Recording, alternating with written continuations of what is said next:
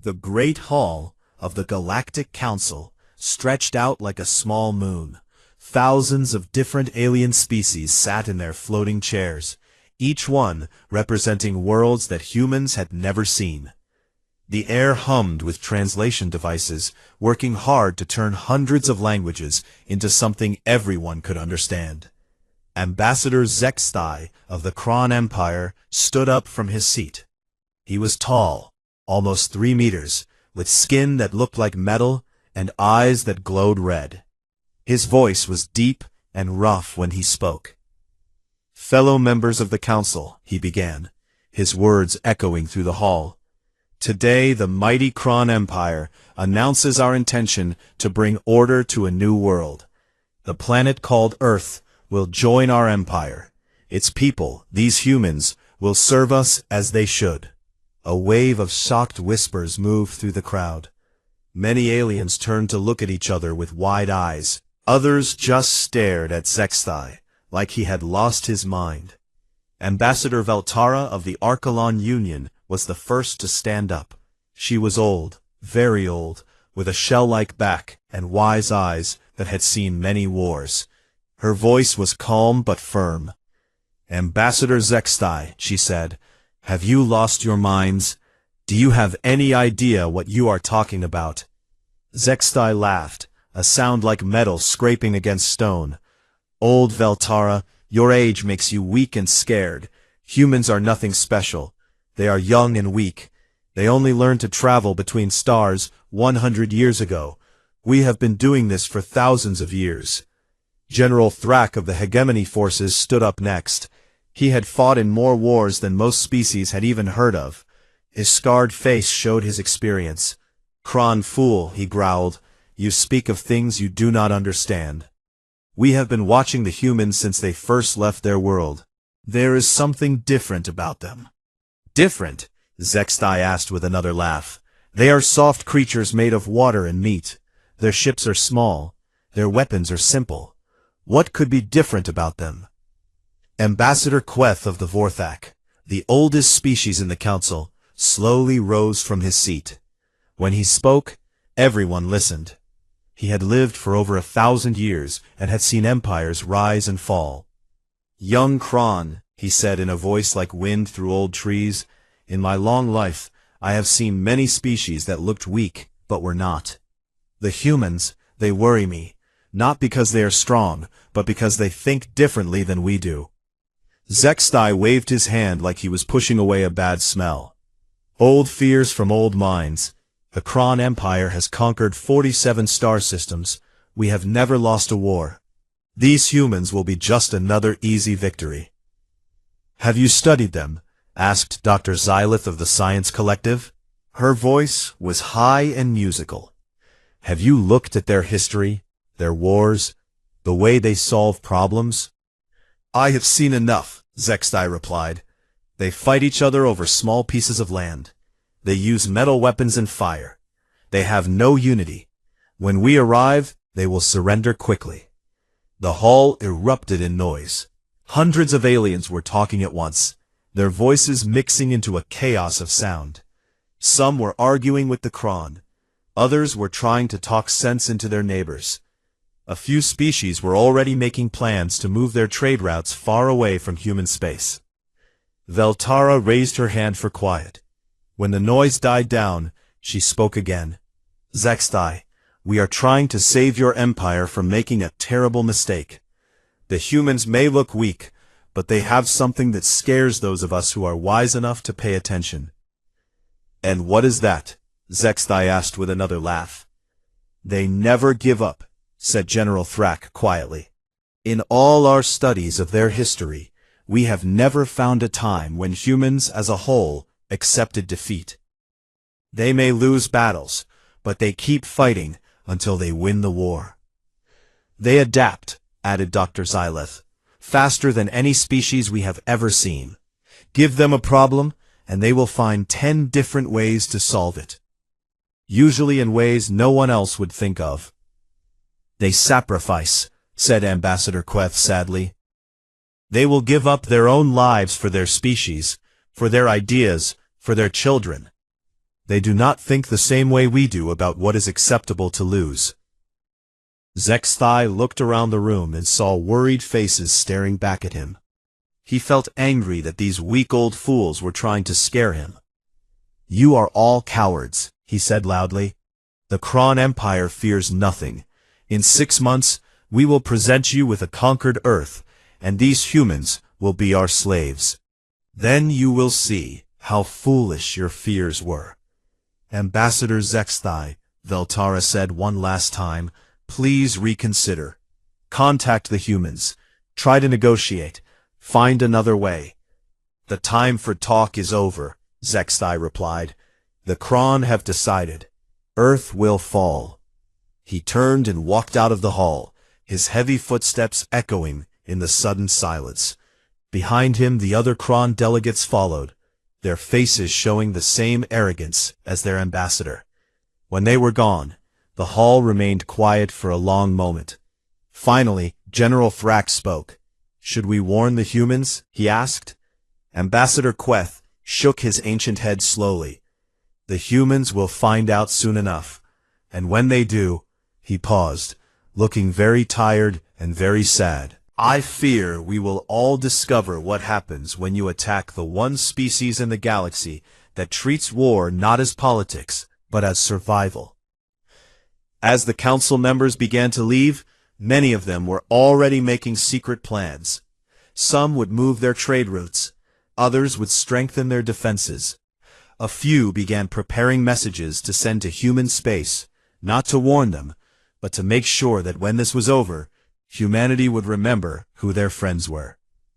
In the empty hall, the translation devices slowly powered down, their work done for the day.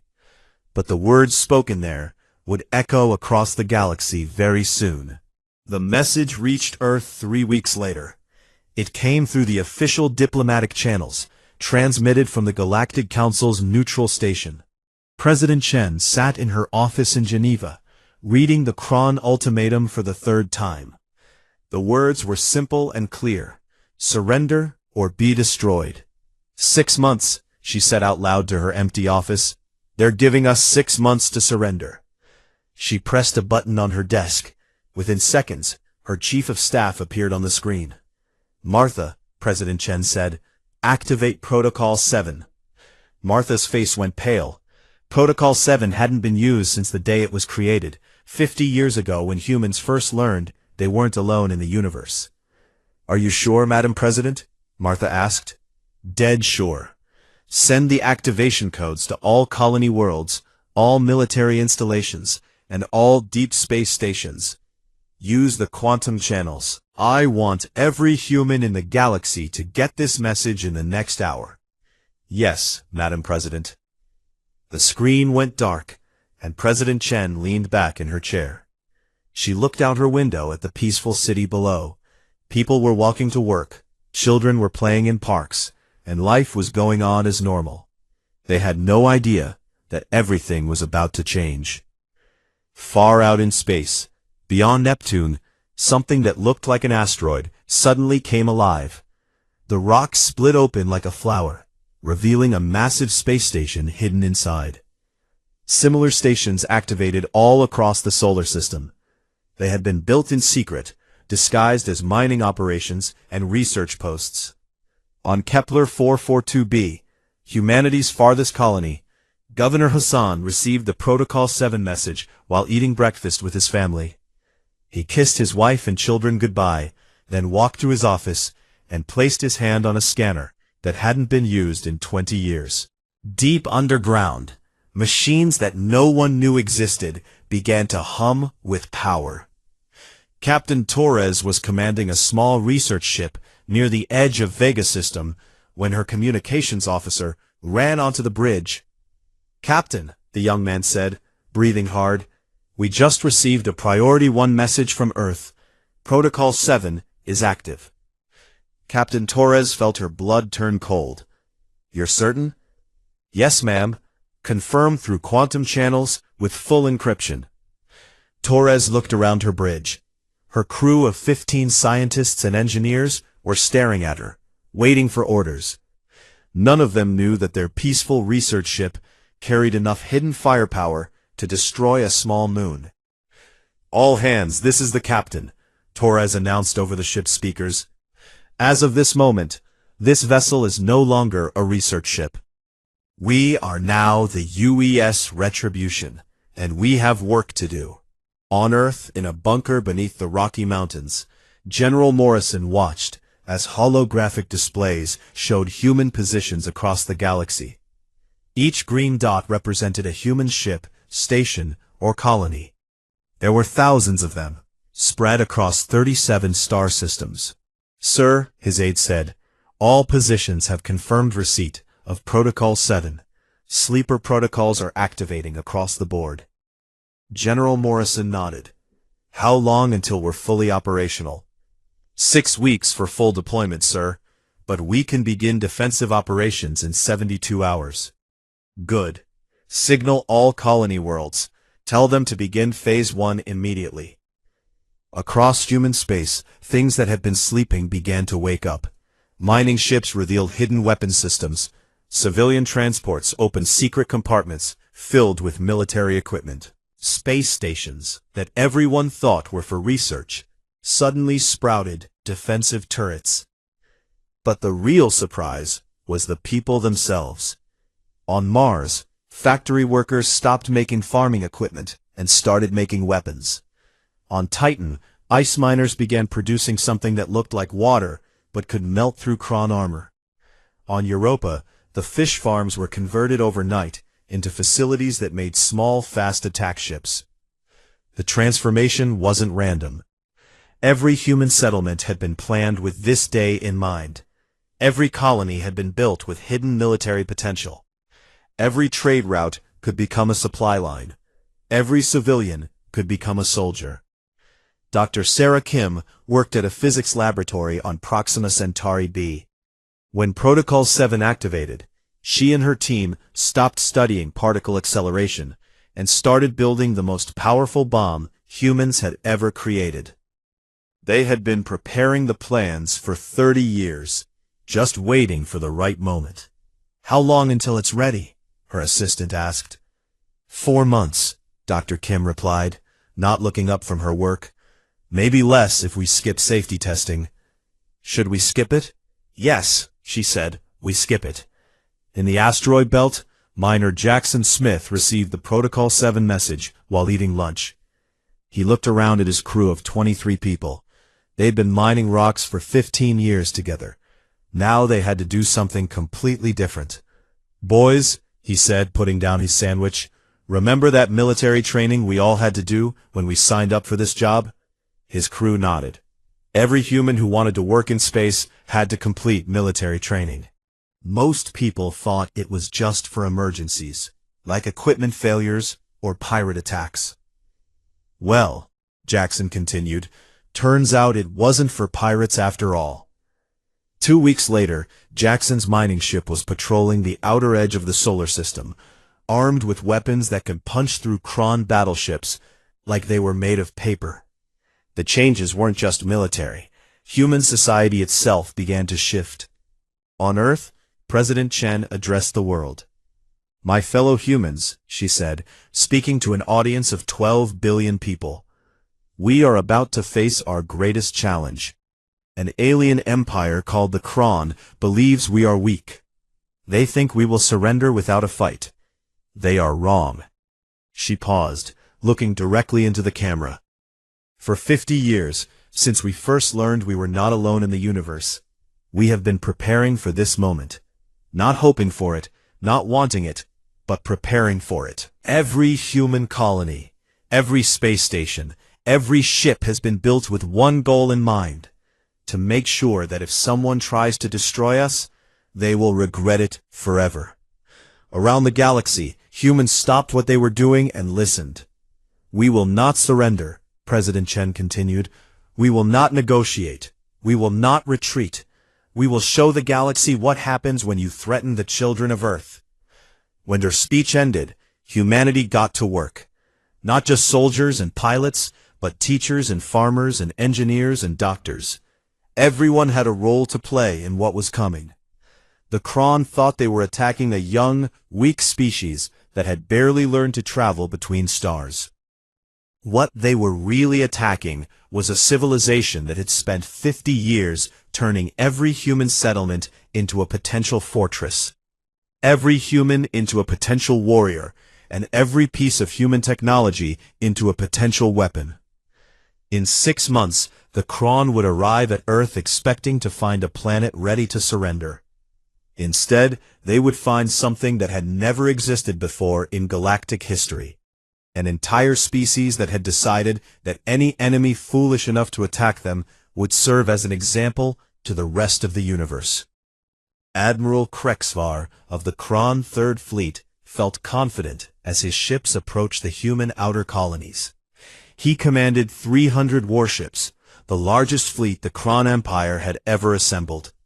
His ships were armed with the best weapons in the galaxy, and crewed by warriors who had never known defeat. "Sir," his communications officer reported, "we are approaching the Kepler 442 system. Long-range sensors show minimal human defenses, maybe 20 small ships." Admiral Krexvar smiled, showing his sharp metal teeth. 20 ships against 300? This will be over quickly. What Admiral Krexvar didn't know was that those 20 ships had been waiting for him. Captain Sarah Martinez commanded the human defense fleet from her flagship, the UES Defiance. Her ships were small compared to the Kron vessels, but they had been built for one purpose: to hurt the enemy as much as possible before dying. "All ships," Captain Martinez broadcast to her fleet, "you know the plan. Make them pay for every meter of space." The Kron fleet entered the system in perfect formation, their ships lined up like a parade. It was meant to show their power and scare the humans into surrendering. Instead, it made them perfect targets.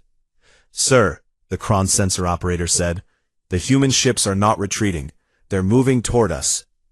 Admiral Krexvar laughed. "Foolish humans. They want to die quickly. Very well. All ships open fire when in range." The Kron ships began firing their energy weapons at long range, bright beams of death streaking across space. But the human ships didn't try to fight back the same way. Instead, they did something the Kron had never seen before. 3 human ships suddenly accelerated to maximum speed, heading straight for the largest Kron battleship. The Kron weapons hit them, tearing holes in their hulls, but the ships didn't stop. They kept coming, even as they started to break apart. "What are they doing?" Admiral Krexvar demanded. He got his answer when the first human ship slammed into his flagship at incredible speed. The impact tore through both ships like they were made of paper. The second ship hit a moment later, followed by the third. When the explosion stopped, the Kron flagship was gone. "Admiral," the communications officer screamed, "the humans just destroyed the Vengeance." But that was only the beginning. The remaining human ships spread out and started using tactics that made no sense to the Kron. Instead of trying to win a normal space battle, they focused on causing as much damage as possible. Human ships would hide behind asteroids, then launch missiles with nuclear warheads. When Kron ships got close, human captains would set their ships to explode, taking their enemies with them. Captain Rodriguez commanded one of the smallest human ships, a converted mining vessel with a crew of only 8 people. When 3 Kron destroyers surrounded his ship, he didn't try to escape. "All hands," he announced to his crew, "it's been an honor serving with you." Rodriguez aimed his ship at the largest Kron destroyer and pushed his engines to maximum. The Kron fired everything they had at him, but it was too late. His ship, loaded with mining explosives, hit the destroyer, and both ships disappeared in a ball of fire. The battle lasted 6 hours. When it was over, the human defense fleet was gone.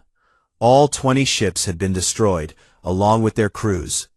But they had taken 57 Kron warships with them, including the fleet flagship. No alien species in galactic history had ever achieved that kind of kill ratio. Admiral Krexvar's second-in-command, Commander Thexel, was now in charge of what remained of the fleet. He stared at the wreckage floating around him and tried to understand what had just happened. "Sir," his tactical officer said quietly, "the humans fought like they were insane. They didn't try to retreat, even when their ships were destroyed. Some of them kept fighting until their ships exploded." Commander Thexel had fought in many battles, but he had never seen anything like this. Most species surrendered when they started losing badly. Others retreated to fight another day. The humans had done neither. They had fought until every single one of them was dead, and they had made sure to take as many Kron with them as possible. "Send a message to command. Tell them the Kepler 442 system is secured, but we took heavy losses." What he didn't mention in his report was the fear he saw in his crew's eyes. Word of the battle spread quickly through the Kron fleet. Soldiers who had been eager for easy victory now wondered what kind of enemy they were really facing. The pattern repeated across human space. At Wolf 359, a single human space station held off a Kron attack fleet for 3 days. When the station finally fell, it took 12 Kron ships with it. The humans had turned their own reactors into bombs and waited until the Kron ships were close enough to be caught in the explosion. At Gliesa 667c, human colonists evacuated their cities and then triggered massive explosions that turned their own planet into a radiation-soaked wasteland. The Kron conquered nothing but poisoned ground that would take centuries to clean up. The worst shock came at Ross 128. The Kron arrived expecting to find a small human research colony.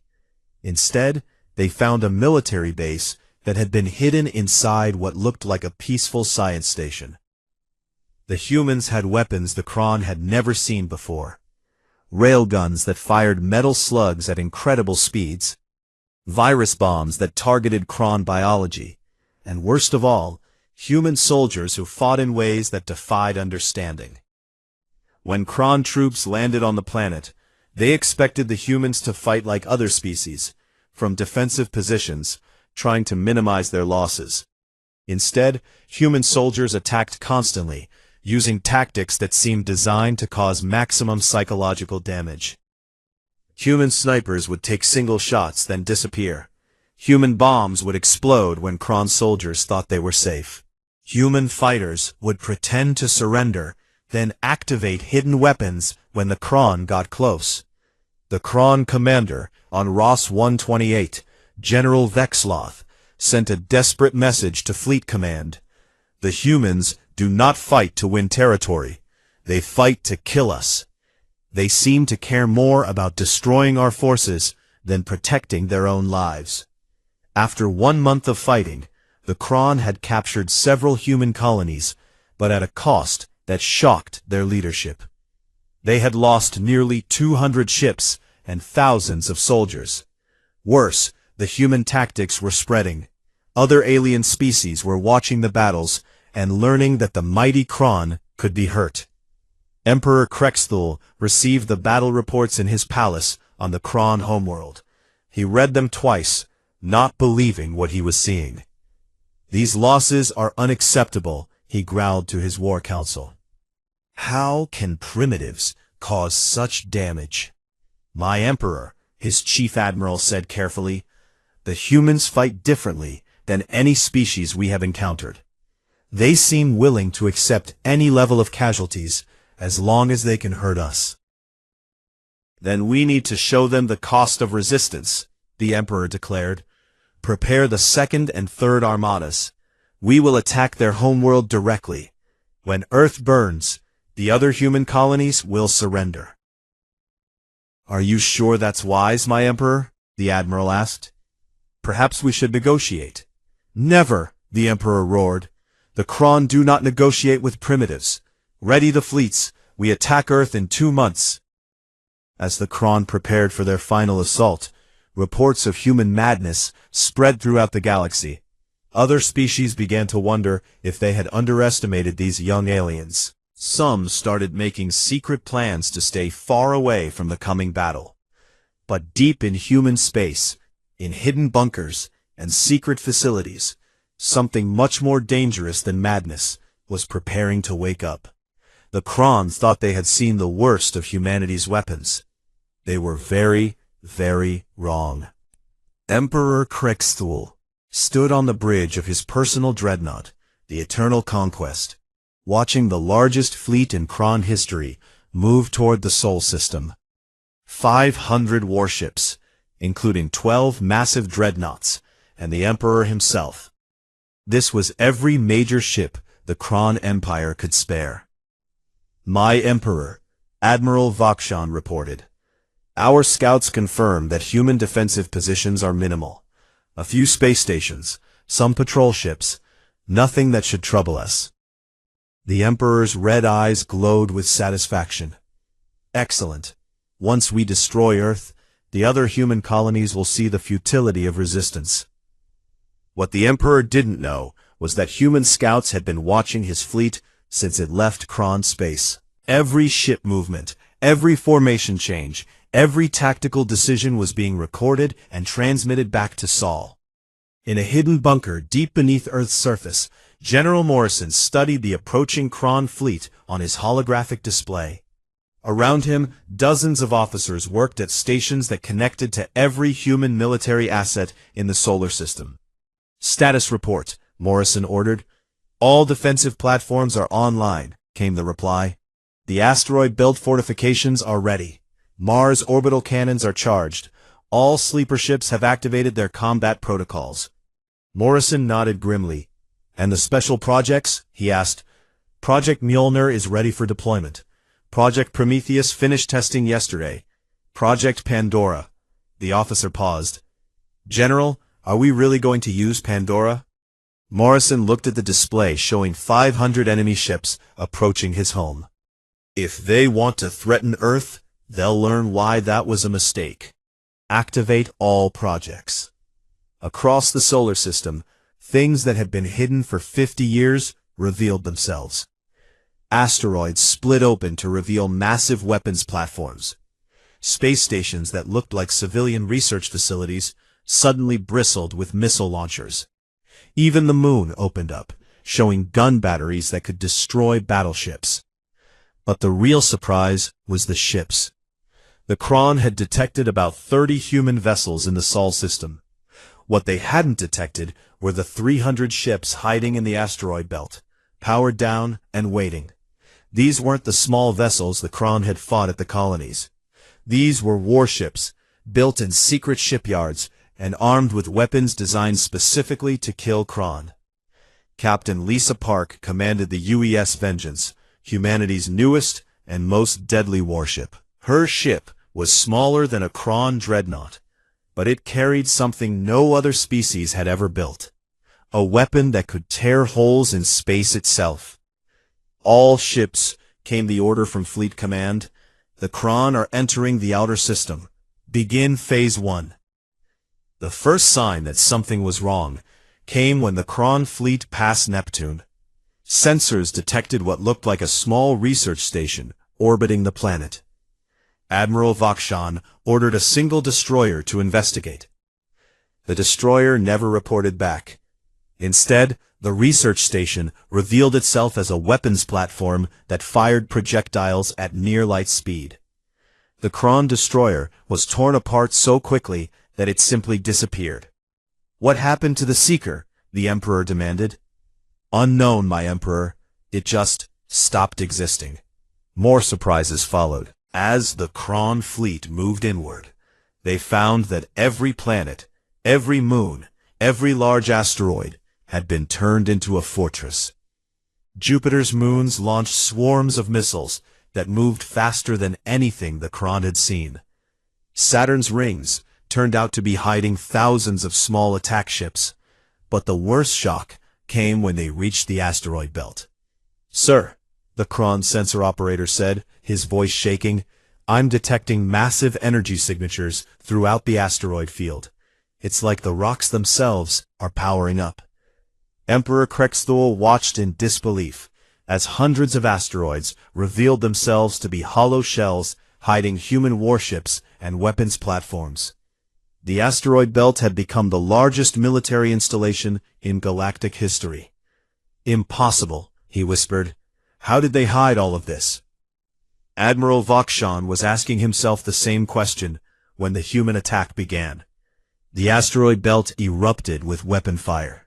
Beams of energy that could slice through Kron armor, missiles that could track targets across millions of kilometers, and strangest of all, projectiles that seemed to bend space around them.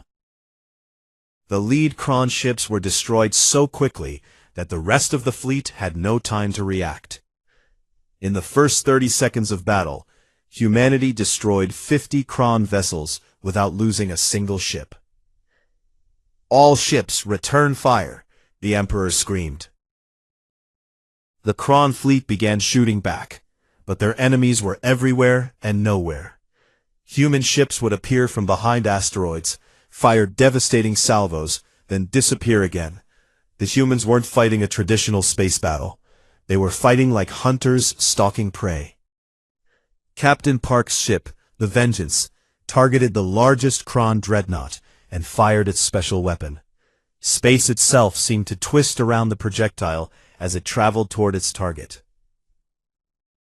When it hit, the dreadnought didn't just explode, it folded in on itself and disappeared. "What kind of weapon was that?" Admiral Vakshan demanded.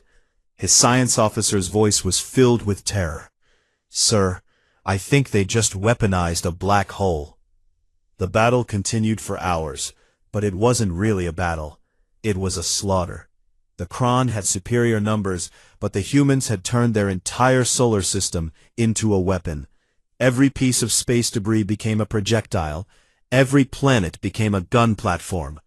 Even the sun itself was being used, as human ships fired solar collection arrays that concentrated stellar energy into death rays. What horrified the Kron most was how the humans fought. When a human ship was badly damaged, its crew didn't try to escape. Instead, they would accelerate toward the nearest Kron vessel and detonate their reactor. Human fighters would continue attacking even when their ships were falling apart around them. One Kron captain watched a human ship lose its entire front section to weapon fire. The human crew, now exposed to hard vacuum, kept manning their weapons and firing at Kron ships until they died from lack of air. "They're insane," the Kron captain whispered. "They fight like demons." But the humans weren't insane. They were desperate, and they had prepared for 50 years for this moment.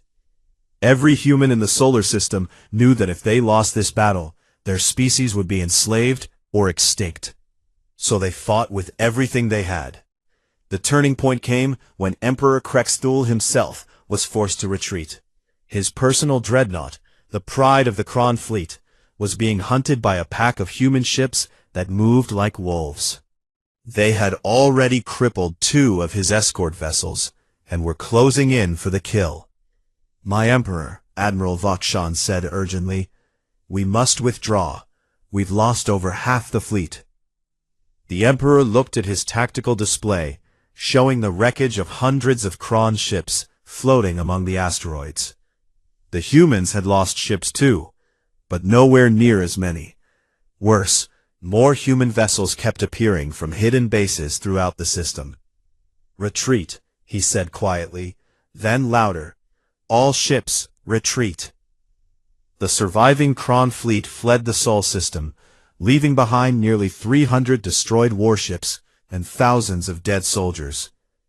The greatest military force in Kron history had been beaten by humans who had turned their entire solar system into a weapon. As the enemy ships disappeared into hyperspace, General Morrison allowed himself a small smile. But he knew this wasn't over. The Kron would be back with reinforcements, and next time they would know what to expect. "Status report," he ordered. "We lost 47 ships and 6 major installations," came the reply. "Casualty reports are still coming in, but it looks like about 12,000 dead." Morrison nodded. 12,000 humans had died to protect their world, but they had saved Earth and shown the galaxy that humanity was not defenseless. What about our special projects? Mjolnir worked perfectly. Prometheus exceeded expectations. Pandora. The officer paused. Sir, we never had to use Pandora. Good, Morrison said. Save it for next time. Across the galaxy, news of the Kron defeat spread like wildfire. The greatest military empire in known space had been crushed by a species that most aliens considered young and weak. Emergency sessions were called in the Galactic Council. Trade routes were adjusted to avoid Kron space. Some species began making overtures to humanity, wanting to be on the winning side. But in the deepest bunkers of Earth, humanity was already planning for what came next. They had won this battle, but they knew the war was far from over. The Kron would want revenge, and they might bring allies. That was fine with humanity. They had been preparing for 50 years for one war. The emergency session of the Galactic Council was unlike anything in recorded history. Representatives from over 200 species filled the Great Hall, their voices mixing into a chaos of fear, anger, and confusion. At the center of it all sat the few surviving Kron officials, their arrogant expressions replaced by haunted stares. Ambassador Veltara of the Archelon Union called for order. Her ancient voice carried across the chamber, demanding attention from species that had existed for millennia. We are here, she announced, to hear testimony about what happened in the Sol system. The Kron Empire has suffered what appears to be a total military defeat. We need to understand how this is possible. Emperor Krexthul was no longer present. His body had been found in the wreckage of his flagship, along with most of his command staff. The acting Kron representative was Admiral Thekmor, one of the few senior officers to survive the battle. Admiral Thekmor stood slowly, his metal skin scarred, and his red eyes dim. When he spoke, his voice was barely above a whisper. Honored Council, he began. I commanded the Kron 4th Battle Group during the assault on Earth. What I witnessed there, what the humans did, it defies everything we thought we knew about warfare. The hall fell silent. Even species that had never liked the Kron leaned forward to listen. The humans had turned their entire solar system into a weapon, Thekmor continued. Every asteroid, every moon, every piece of space debris was either a gun platform or a ship in disguise. But that wasn't the worst part. He paused, his hands shaking as he remembered. The worst part was how they fought. They didn't fight to win territory or capture resources. They fought to make sure we could never threaten them again. I watched human soldiers continue fighting even when their ships had no air left. I saw them ram our dreadnoughts with cargo vessels. I witnessed them detonate their own space stations just to take out our ships. Dr. Xyleth of the Science Collective asked quietly, what was their casualty acceptance rate? There was no rate, Thekmor replied. They acted like every single human was expendable as long as they could hurt us. We destroyed entire human installations, and instead of surrendering, they would turn their reactors into bombs and take our ships with them. General Thrak of the Hegemony forces, who had tried to warn the Kron months ago, shook his scarred head. How many ships did you lose? 437, Thekmor answered, out of 500. A wave of shocked gasps moved through the assembly. The largest fleet in galactic history had been almost completely destroyed. But that's not the most terrifying part, Thekmor continued. The most terrifying part is that they were holding back. What do you mean? Ambassador Veltara asked. Our intelligence officers analyzed the human weapons. Many of them were clearly experimental, like they had been saving them for this exact moment. But in the final hours of the battle, our sensors detected energy readings that suggest they had even more powerful weapons they never used. Commander Kexal, another Kron survivor, stood up. I was present when we intercepted human communications during the battle. One of their commanders reported that something called Project Pandora was ready for deployment, but they decided not to use it. What is Project Pandora? Dr. Xyleth asked. We don't know, Commander Quetzal replied, but the energy signature suggested it was powerful enough to destroy entire planets. The hall erupted in worried chatter. The idea that humans had weapons capable of destroying planets, but chose not to use them, was somehow more frightening than if they had actually used them. Ambassador Queth of the Vorthak, the oldest being in the council, slowly rose from his seat. At over 1,000 years old, he had seen the rise and fall of dozens of galactic empires. I have a question for our Kron friends, he said in his ancient wind-like voice. During this battle, did any human ship or station attempt to surrender? The surviving Kron officers looked at each other. Finally, Admiral Feckmore answered. No, not one. Even when their positions were hopeless, even when they were outnumbered 100 to 1, they kept fighting. Some human ships continued attacking us while they were exploding. And did any human colony attempt to negotiate after your initial victories? No, came the quiet reply. They evacuated their civilians, then turned their cities into trap zones. When we landed troops, we found entire planets rigged to explode. Ambassador Queth nodded slowly. Then you have learned what we tried to tell you months ago. Humans do not think like we do. They do not fight wars to gain advantage or to force negotiations. They fight wars to make sure their enemies can never threaten them again. The ancient alien looked around the chamber, his old eyes taking in the frightened faces of representatives from hundreds of worlds. What you have witnessed, Queth continued, is what happens when you attack a species that has spent 50 years preparing for the possibility that someone might try to destroy them.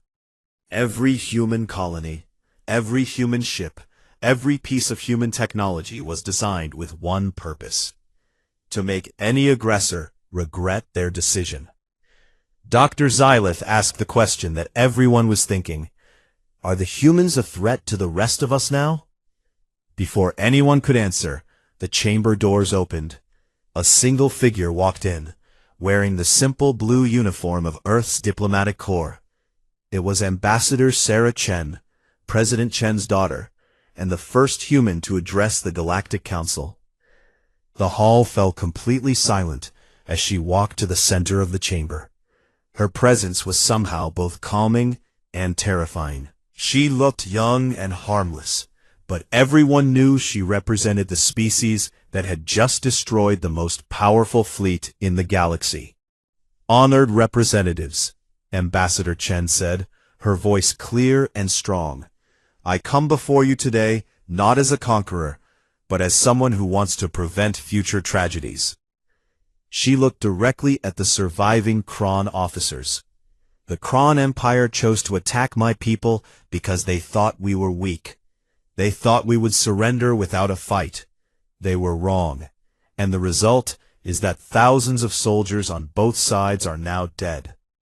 She turned to address the full assembly. Humanity does not want to be your enemy. We want to trade with you, learn from you, and explore the galaxy together. But let me be very clear about something. What happened in the Sol system will happen to any species that threatens Earth or human colonies. The chamber remained silent as she continued. We are not aggressive by nature, but we are absolutely ruthless when it comes to protecting our people. Every human settlement is prepared to fight. Every human ship can become a weapon. Every human citizen has been trained to resist invasion. Ambassador Chen paused, letting her words sink in. The Kron learned this lesson at the cost of their entire fleet. I hope no other species needs to learn it the same way. She turned to leave, then stopped and looked back at the assembly. One more thing. There are rumors that humanity has weapons we didn't use in this conflict. Those rumors are true. We held back because we wanted to send a message, not commit genocide. But if anyone else decides to test us, she shrugged. Well, next time we might not be so restrained. After she left, the hall remained silent for long minutes. Finally, Ambassador Veltara spoke. "I motion that we immediately establish the Terra Accords," she said, "a galaxy-wide agreement that Earth and all human colonies are permanently off-limits for military action." "Seconded," said General Thrack immediately. "Thirded," added Dr. Xylith. Within an hour, every species in the Council had signed the agreement. Earth and human space were declared neutral territory, not out of respect for human rights, but out of terror of what humanity might do if fully provoked. The Kron Empire collapsed within 6 months. Their surviving colonies either declared independence or were absorbed by neighboring powers. The Emperor's throne world became a memorial to the folly of underestimating humanity. And throughout the galaxy, a new phrase entered the languages of hundreds of species: never attack Earth. Parents would tell it to their children as a warning. Military academies would teach it as a fundamental rule of warfare. Diplomats would whisper it when tensions rose too high. Humanity had asked for peace, but when war was forced upon them, they had fought with such terrible efficiency that the galaxy itself changed. The human colonies thrived, protected by the knowledge that any aggressor would face not just Earth's military, but the righteous fury of an entire species that had decided long ago that they would never again be victims. In the end, the Kron's greatest mistake wasn't attacking humanity. It was giving humanity a chance to show the galaxy what they were capable of when pushed too far. The lesson was learned, and it was never forgotten. Earth remained peaceful, but now the peace was enforced by something more powerful than any weapon: the absolute certainty that attacking humanity was suicide.